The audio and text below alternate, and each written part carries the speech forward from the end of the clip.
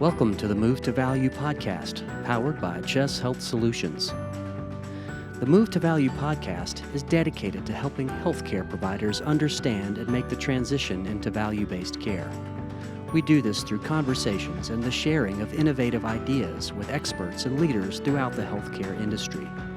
Our mission is to sustainably transform the healthcare experience for the patient, provider, and care team by cultivating a value-oriented, compassionate, and health-aligned community. In this episode of the Move to Value podcast, we continue our conversation with Dr. Yates Lennon, President and Chief Transformation Officer for Chess Health Solutions, who shares the 7 pillars of value-based care and the questions that all providers and health systems should be asking. So as you are well aware, at Chess, we often refer to the 7 pillars of value-based care. What are these pillars, and how does each impact fee-for-value? So we've tended to use these pillars, if you will, to think about the process. Really, it follows our implementation process in many ways. So I would start with practice transformation.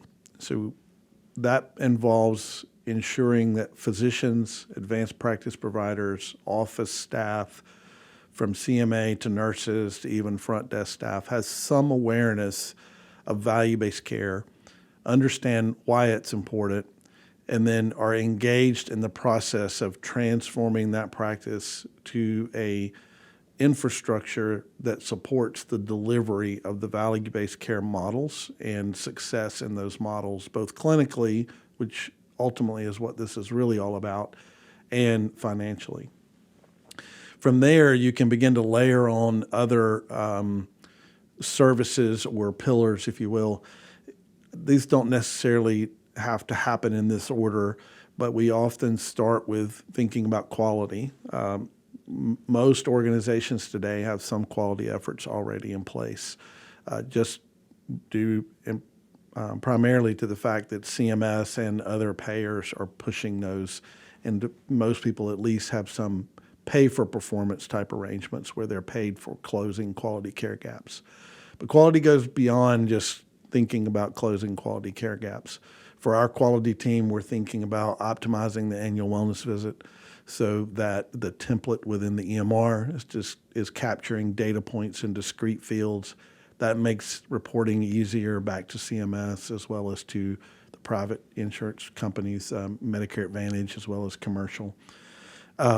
We think about care coordination, and as we define care coordination, that includes, for our teams, nurses and CMAs.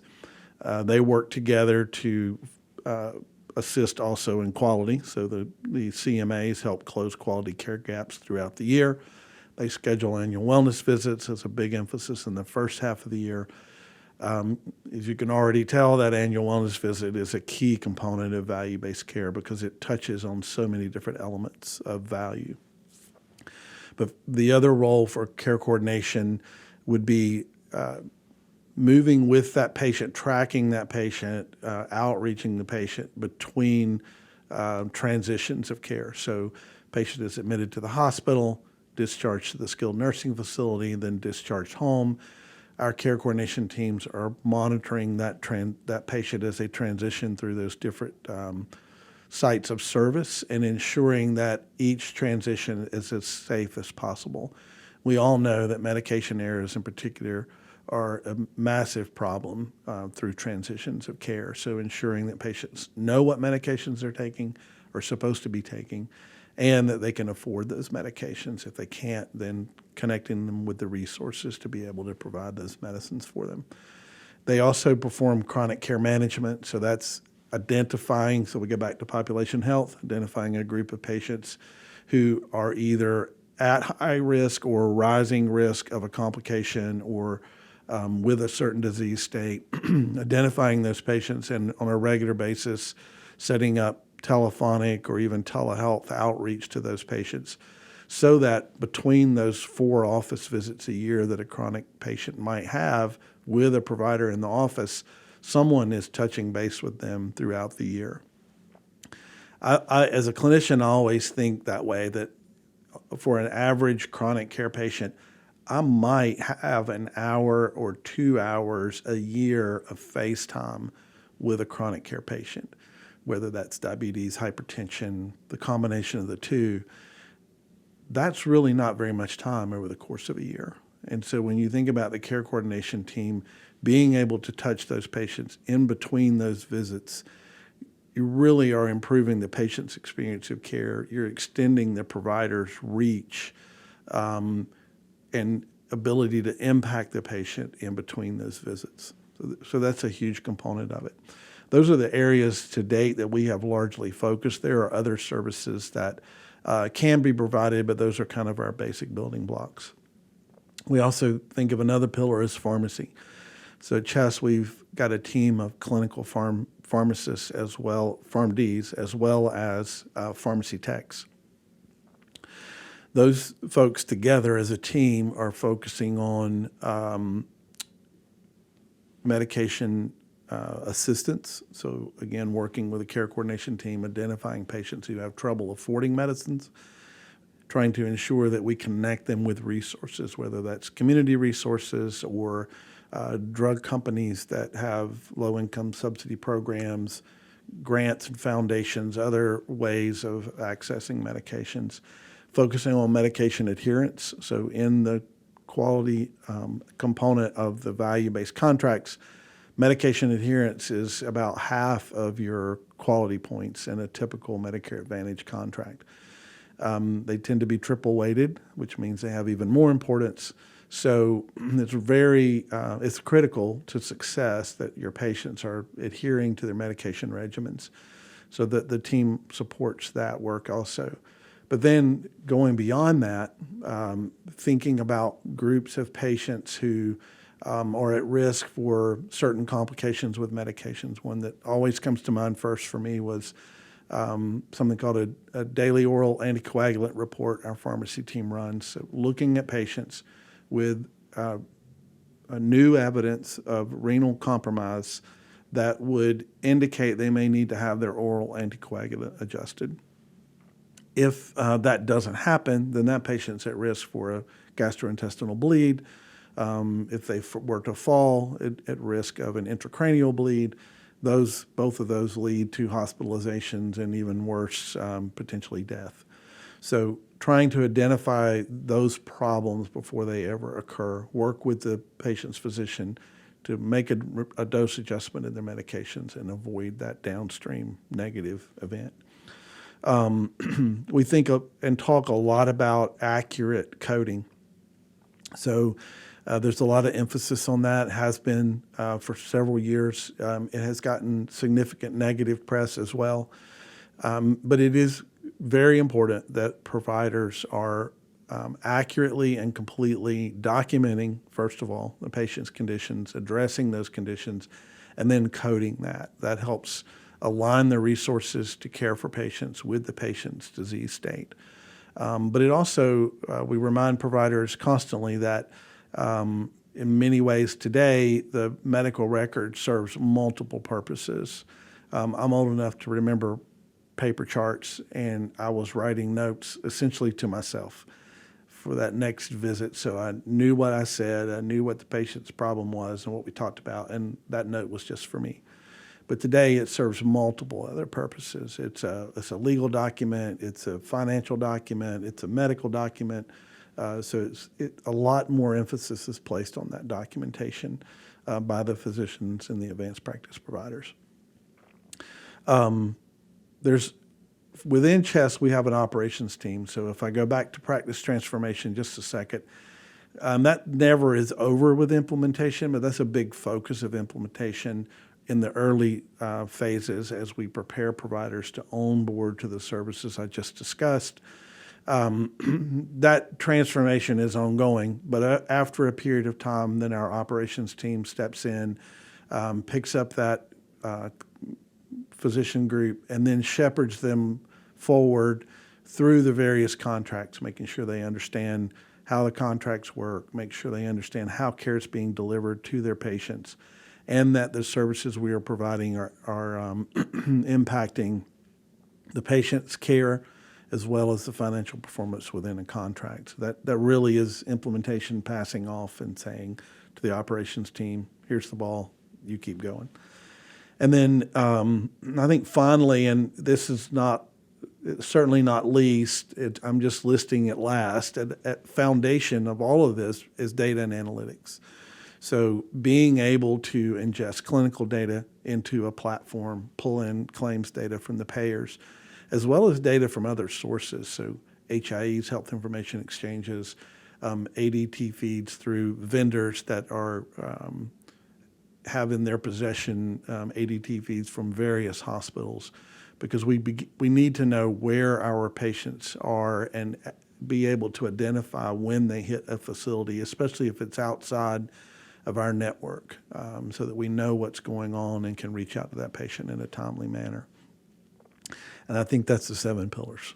I think you asked me also, so why are these things important, or how do they impact providers and patients? And we can talk more about that in just a moment. But to me, this is work, most of this work is work that does not get done in a fee-for-service environment. There are just not the resources, there's not the infrastructure to support it.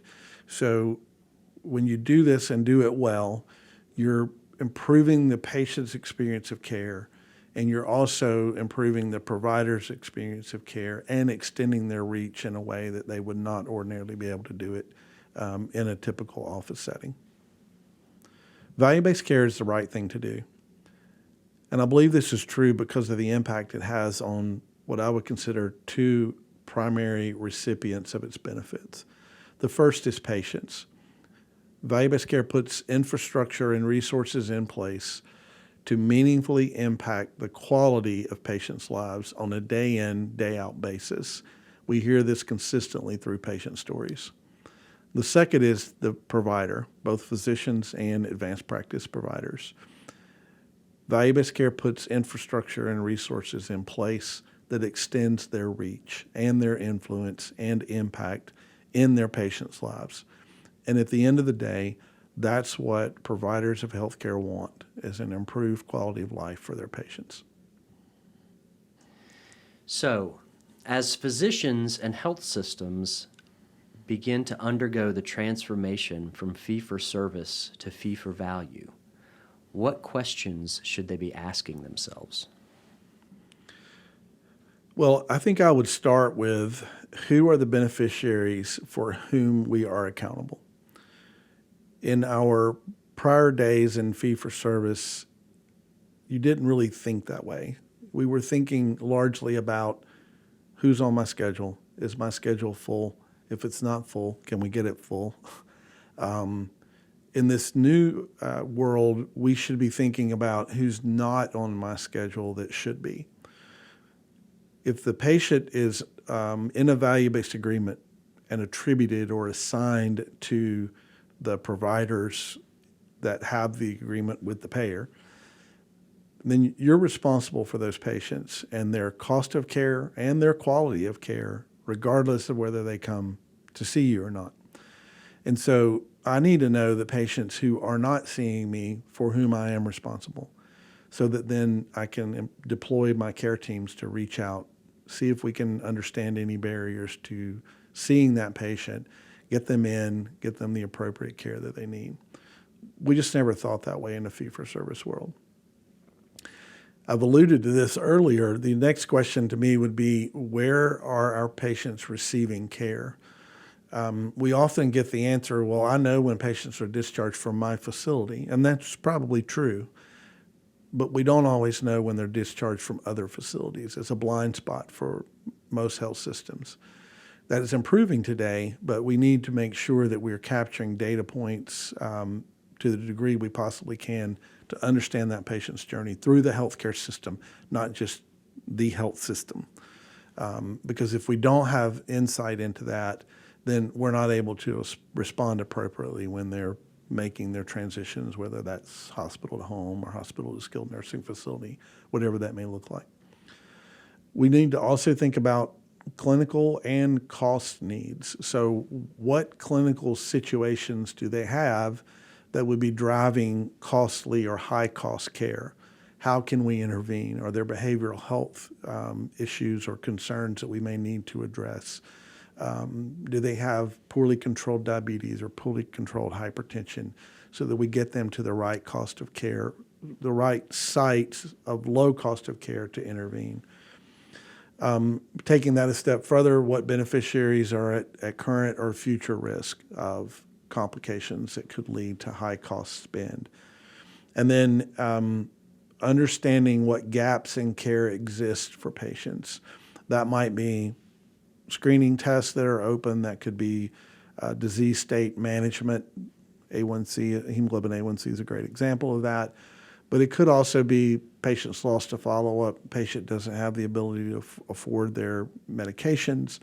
So identifying and addressing those gaps in care, whatever they might look like, is another important question that we need to ask as we sort of take that shift and shift our mindset over to a new set of questions.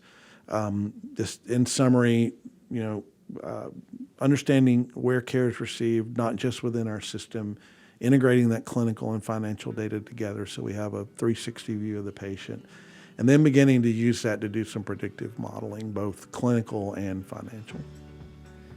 Dr. Yates Lennon, thank you for joining us on the Move to Value podcast today. Thomas, thank you. It's been my pleasure. Thanks for listening to the Move to Value podcast, powered by Chess Health Solutions, where our mission is to sustainably transform the healthcare experience for the patient, provider, and care team. We hope you have enjoyed this episode. As always, you can head over to movetovaluepodcast.com to sign up for the email list, as well as check out all the resources in the show notes. If you are interested in continuing to hear about value-based care and how it impacts you, you can subscribe to this podcast on your favorite podcasting platform. Also, we would love it if you would share the Move to Value podcast across social media and leave a rating and review. See you next time.